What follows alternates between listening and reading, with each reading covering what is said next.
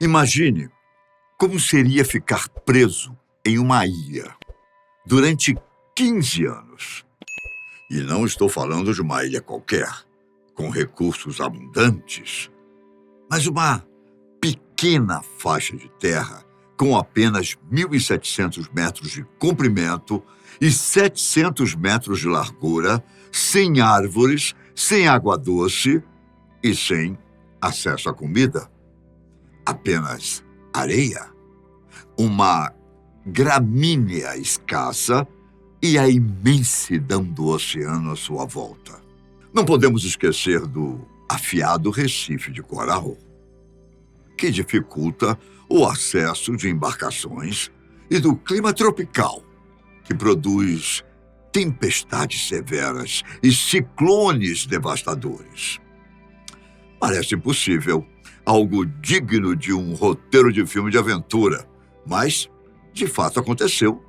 E é essa história que iremos te contar neste vídeo de hoje.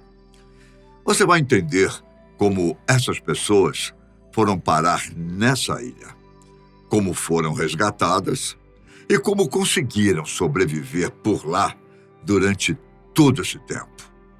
As descobertas arqueológicas que fizeram no local são simplesmente impressionantes. Então, fique conosco e vamos juntos desvendar mais este mistério. Tudo isso aconteceu na pequena ilha Tromelin, que fica no Oceano Índico, a 450 quilômetros da ilha de Madagascar e pouco mais de 500 quilômetros das Ilhas Maurício. A ilhota provavelmente foi descoberta no ano de 1722 pelo capitão do navio Diana ou Diana, eu não sei, que pertencia à Companhia Francesa das Índias Orientais. O comandante da embarcação precisou sair ligeiramente da rota que normalmente era usada por conta do mau tempo e acabou se deparando com a pequena faixa de areia que ainda não havia sido descrita nos manuais de navegação. Por isso, como era de praxe, ele fez uma breve descrição da ilha no diário de bordo, junto com um cálculo estimado de sua posição, e a batizou de L'Île du Sable, ou Ilha da Areia. No entanto, como era uma porção de terra muito pequena, não possuía nenhum recurso atrativo para a exploração e não estava na rota dos navios da época. A Ilha da Areia acabou caindo no esquecimento e não foi avistada, ou, pelo menos, mencionada por quase 40 anos. Isso até a fatídica noite de 31 de julho de 1761. Alguns meses antes, o navio Outillet, comandado pelo capitão Jean de Lafargue, saiu do sudoeste da França, em direção à Île-de-France.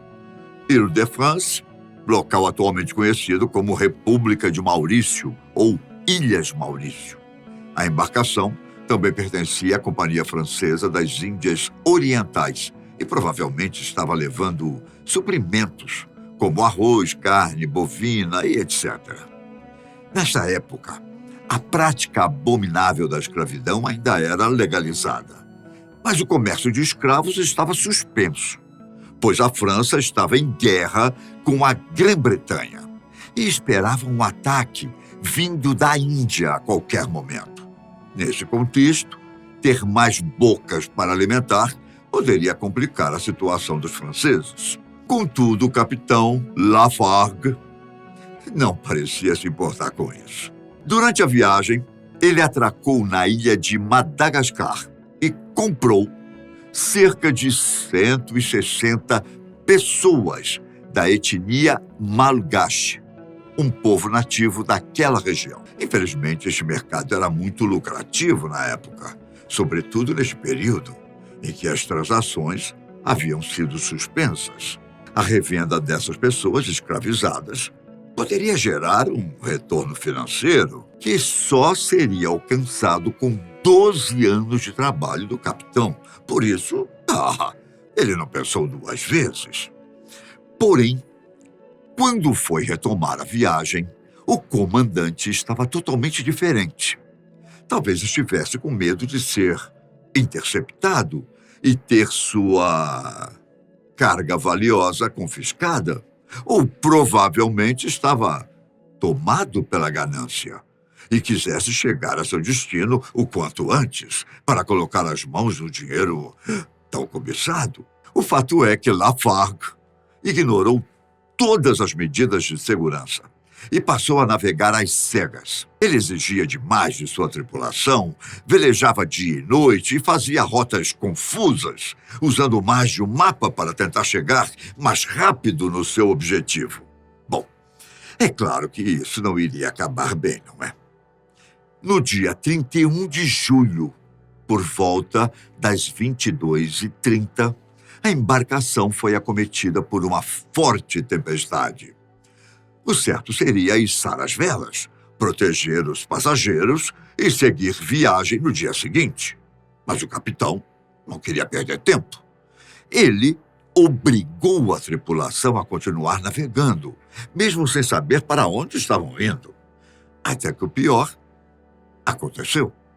O navio se chocou contra o recife de coral que fica no entorno da ilha de Tromelin, aquele pequeno banco de areia que havia sido descrito há pouco tempo nos manuais de navegação. O casco se partiu e, rapidamente, a água inundou toda a embarcação. Dos 143 tripulantes, 21 morreram no incidente, restando 122 sobreviventes. Mas os malgaches escravizados não tiveram a mesma sorte. Como eles viajavam no compartimento de carga, que fica numa parte mais baixa, tiveram mais dificuldade para sair, e quase metade deles se afogaram, deixando apenas 88 vivos. Diante da catástrofe, o capitão Lafargue ficou incapaz de tomar iniciativas confiáveis. O responsável por fazer os registros o descreveu como indisposto, mas para a tripulação, ele havia enlouquecido. Talvez ele tenha perdido o controle por causa do medo de estar naquela situação, mas o mais provável é que tenha sucumbido pela ganância e frustração de não poder concretizar seu plano maligno de vender aquelas pessoas. Na ausência de um comandante em seu pleno juízo, a liderança foi assumida pelo primeiro oficial, Barthélemy Castellan du Vernet. Era ele quem ditava as regras e foi o responsável por organizar as condições de sobrevivência dos primeiros dias. Sua primeira iniciativa foi reunir uma equipe para resgatar o máximo de recursos possível do navio naufragado. Como a ilha não dispunha de nada e o local mais próximo ficava a centenas de quilômetros de distância, qualquer coisa que encontrassem seria de grande valia. Com isso, eles conseguiram reunir alguns suprimentos de comida, ferramentas, partes do tecido da vela, alguns utensílios de cozinha e madeira proveniente dos escombros. Bom, o segundo passo foi erguer os acampamentos. Digo acampamentos, no plural, pois os tripulantes não queriam se juntar com os nativos malgache. Por isso, separaram as habitações e montaram guardas permanentes para vigiar os suprimentos para que nada fosse roubado por eles. Veja só, até onde vai o preconceito e a soberba humanas, que não dão brecha nem em uma situação de emergência como essa. Depois que tudo isso foi estabelecido, os náufragos cavaram um poço com cerca de 5 metros de profundidade, a fim de encontrar uma reserva de água doce. Mas só conseguiram uma água meio salobra, que apesar de não ser o ideal, era a única disponível. Bom, eles também construíram um forno para funcionar como uma forja e deram início à edificação de uma nova embarcação com os recursos e ferramentas que coletaram do Utilé. Apesar das dificuldades, os tripulantes, guiados pelo primeiro oficial, Castelhano du Vernet, conseguiram finalizar a embarcação improvisada em apenas 2 meses. Estima-se que ela tinha 10 metros de comprimento, 3,5 metros de largura e 1,5 metro de altura, sendo suficiente para levar os franceses de volta a Madagascar, mas deixando os malgaches e boa parte dos suprimentos para trás. Naquele momento, só havia 60 sobreviventes entre os nativos, pois como os recursos lhes foram negados, muitos padeceram logo nos primeiros dias. Tudo isso foi descrito pelo oficial responsável pelos registros de viagem. Os documentos foram encontrados anos depois pelos arqueólogos responsáveis por pesquisar esses acontecimentos, como veremos mais à frente. Bom, a embarcação construída pelos franceses foi batizada de La Providence, ou a Providência, e deixou a ilha Tromelon às 17 horas do dia 27 de setembro de 1761. A bordo foram levados apenas os tripulantes do Utilê, mas eles prometeram voltar para buscar os malgaches assim que fosse possível. Além dos 60 nativos sobreviventes, eles deixaram uma quantidade de recursos que duraria cerca de 3 meses, o que provavelmente se deu por falta de espaço e não por bondade. Após 4 dias de viagem, a pequena embarcação chega à ilha de Madagascar e apenas uma vida foi perdida nesse trajeto. Pouco menos de 1 mês depois, a maioria dos sobreviventes foi repatriada para as Ilhas Maurício, incluindo o ex-capitão Lafargue, que padeceu por uma doença tropical durante a jornada e teve seu corpo lançado ao mar. Seu padecimento fez com que o principal, ou digo, o primeiro oficial, Castelhano du Vernet, que já estava à frente da tripulação há um certo tempo, tivesse que enfrentar a indignação do governador mauriciano. O administrador estava enfurecido com toda aquela situação, pois foi a desobediência do antigo comandante que o fez perder o navio. Boa parte da tripulação e os escassos recursos que haviam sido encomendados da França, que na época era proprietária da colônia. O primeiro oficial chegou a pedir uma nova embarcação para voltar à ilhota e resgatar os malgaches.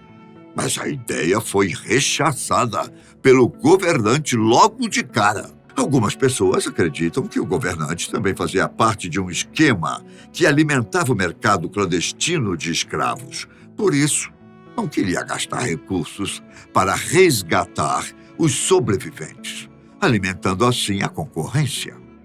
Outros inferem que ele simplesmente não iria arriscar mais homens e embarcações para salvar pessoas que, em sua visão, eram mercadorias e que haviam sido adquiridas de forma ilícita.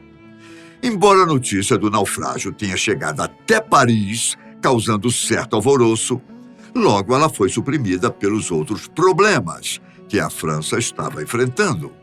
A Guerra dos 7 Anos contra a Grã-Bretanha ainda estava em curso e a Companhia Francesa das Índias Orientais estava passando por uma grave crise financeira. Bom, tudo isso fez com que os malgaches fossem relegados ao esquecimento e deixados à própria sorte naquela minúscula ilha que quase não era conhecida, além de ser praticamente desprovida de qualquer tipo de recurso. Aqui as informações se divergem um pouco. Algumas fontes dizem que os malgaches foram esquecidos por quase todo mundo, menos pelo primeiro oficial, Castelhano du Vernet. Ele poderia estar buscando uma forma de minimizar seus prejuízos com a comercialização dos nativos sobreviventes, ou simplesmente tentando cumprir uma promessa que havia feito para eles. Mas ele não teria desistido de encontrar formas de voltar até a ilha Tromelã. Até que em 1772, ele finalmente teria convencido o ministro dos Assuntos Marítimos a despachar uma embarcação. Mas isso só pôde ser feito 3 anos depois. Por conta de vários entraves e burocracias. Outra corrente diz que a tripulação de um navio avistou os sobreviventes em 1775 e anunciou ao novo governador das Ilhas Maurício que teria enviado uma embarcação logo em seguida para realizar o resgate. Mas, seja como for, as duas versões convergem novamente para o mesmo ponto a partir daqui. Um veleiro, batizado de Sulterel, é enviado para resgatar os malgaches no ano de 1775. Mas, infelizmente, o esforço não deu certo. A geografia da ilha, que é repleta de corais ao seu redor, não permitia que o navio se aproximasse do banco de areia. Por isso, eles mandaram uma embarcação menor, com apenas 2 tripulantes. Mas eles não conseguiram controlar o barco, que acabou se afundando ao se chocar com os corais. Um dos homens conseguiu retornar ao navio, mas o outro acabou sendo levado para a ilha, ficando preso junto com os malgaches. Outros 2 navios foram enviados nos meses seguintes, mas nenhum deles conseguiu se aproximar, seja pelo mau tempo ou pelas armadilhas traiçoeiras provocadas pelos recifes de coral. Apenas no ano seguinte, no dia 29 de novembro de 1776, 15 anos após o naufrágio original, que o navio La Dauphine conseguiu alcançar a costa e resgatar os sobreviventes. Ele foi comandado pelo capitão Jacques-Marie Boudin, conhecido como Cavaleiro de Tromelã. E foi por isso que a ilha recebeu este nome. Àquela altura, apenas 7 mulheres e um bebê de colo haviam resistido. Elas disseram que alguns meses antes, um grupo com 18 pessoas havia partido em uma embarcação improvisada, incluindo o marujo francês, que ficou preso durante a primeira tentativa de resgate.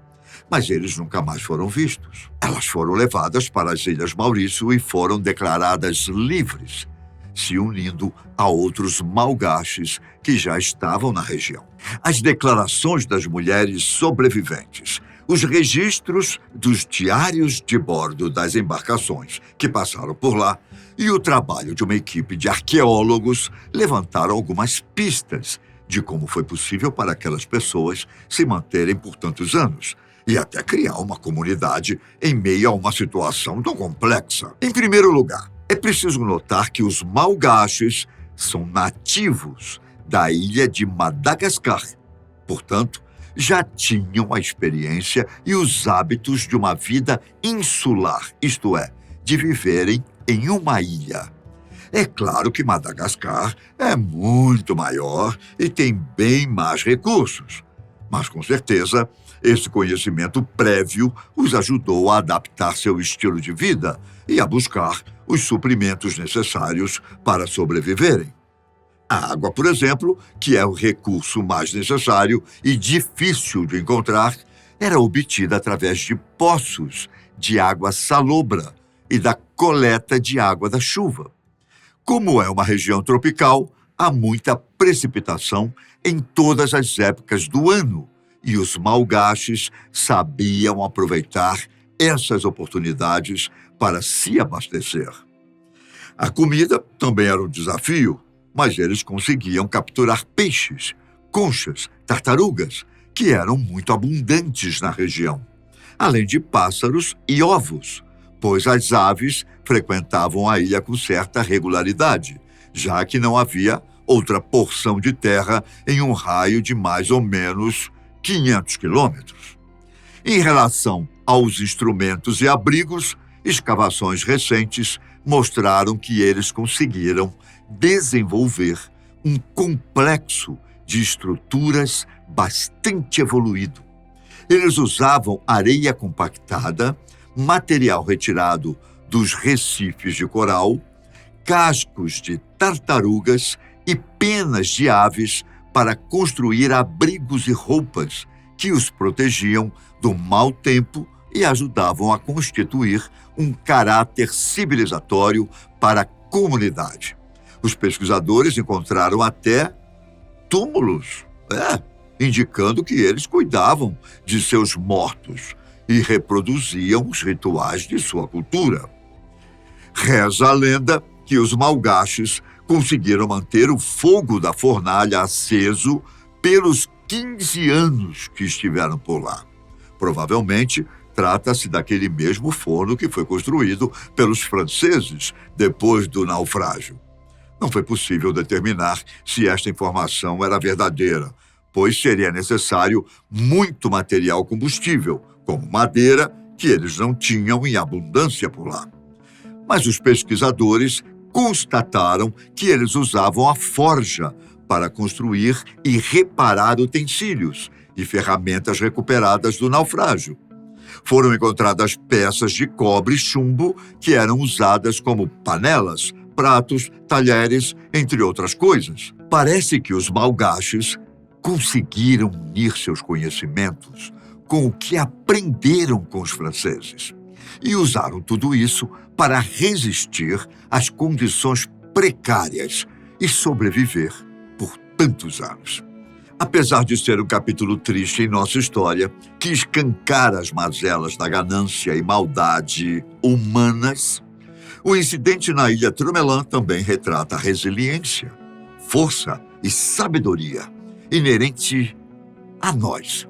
Uma mistura de instinto de sobrevivência, cultura e ancestralidade que permitiu o desenvolvimento de uma comunidade através da adaptação aos mais diferentes desafios. Bom, por hoje é isso. Mas eu te vejo, no próximo vídeo. Combinado? Um grande abraço.